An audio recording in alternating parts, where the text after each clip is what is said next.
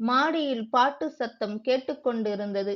என்ன இவர்கள் இன்னும் கீழே வரவில்லை என யோசித்த சுமதி காபியை எடுத்துக்கொண்டு மாடிக்கு சென்றாள். சுமதியின் ஒரே மகன் விஜய்க்கு திருமணமாகி 20 நாட்கள்தான் ஆகிறது. சுமதி மருமகள் தீபாவை பாசத்துடன் கவனித்துக் கொண்டாள். கதவை தட்ட நினைத்த சுமதி தன்னை பற்றி பேச்சு அடிபடவே நின்று காது கொடுத்து கேட்டாள். இதோ பாருங்க, ஆபீஸுக்கும் போயிட்டு சமைச்சு வச்சுட்டு போனா உங்க அம்மா இருக்காளே கிழவி, நேத்து சாம்பார்ல உப்பு இல்ல காரம் இல்லன்னுது. எனக்கு கோவமா வருது. என்னை குறை சொல்லாம அனுசரிச்சு போனா இங்க இருப்பேன், இல்லைன்னா தனி குடித்தனம்தான். செல்லம், பெரியவங்கன்னா அப்படித்தான் இருப்பாங்க, கோவிச்சுக்காத. என்னை இவ்வளவு தூரம் படிக்க வச்சவங்களை விட்டுட்டு எங்க போறது? உனக்குத்தான் நான் இருக்கேனே டியர், கொஞ்சினான் விஜய். ஆமா, கொஞ்சல் எல்லாம் வேணாம். உங்க அப்பா உங்க பாட்டியை கிராமத்திலே விடலை, நாம மட்டும் என்ன ஃப்ரீயா இருக்க கூடாதா? மேற்கொண்டு கேட்க பிடிக்காமல் சுமதி கீழே இறங்கி விட்டாள். அன்று இரவு சுமதிக்கு தூக்கமே வரவில்லை. நாம் செல்லமாய் வளர்த்த ஒரே பையன் நம்முடன் இருக்க வேண்டும் என்று பார்த்து பார்த்து மருமகளை தேர்ந்தெடுத்தாள். வந்து 1 மாதம் கூட ஆகவில்லை. கிழவி என்று ஓரம் கட்ட நினைக்கிறாளே அவள். என்ன சுமதி, தூக்கம் வரலையா? பரிதாபமாய் கேட்டார் அவளது கணவர் சீனிவாசன். பதில் பேசாமல் திரும்பி படுத்து கொண்டாள்.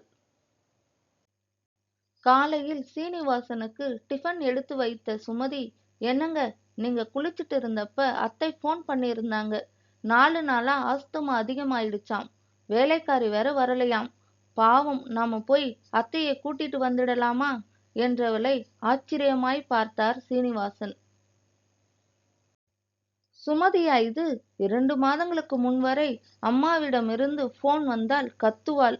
சும்மா உங்க புள்ளைய சென்னைக்கும் கிராமத்துக்கும் அலைய விடாதீங்க. அதான் மாசமானா சம்பளம் தந்து வேலைக்காரி வச்சிருக்கோம்ல, அவளை கூட்டிக்கிட்டு ஆஸ்பத்திரிக்கு போயிட்டு வாங்க, எல்லாம் சரியாயிடும் என்பாளே.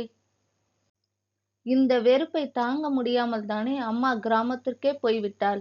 இப்பவாவது அம்மாவை அழைக்க புத்தி வந்ததே என்று நினைத்த சீனிவாசன் மனதிற்குள் தீபாவிற்கு நன்றி கூறினார். மாமா, அத்தை எனக்கு நல்ல மாமியாரா பாசத்தை பொழியறாங்க. அவங்கள போய் நான் எப்படி திட்டுவது?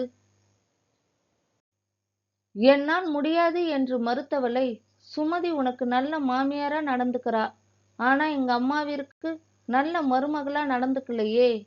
அம்மாவோட இந்த தள்ளாத வயசுல கூட நான் அவங்களை கவனிச்சுக்கலன்னா வேற பாவமே வேண்டாமா என கெஞ்சியதால் அல்லவா தீபா அப்படி நடித்தாள்.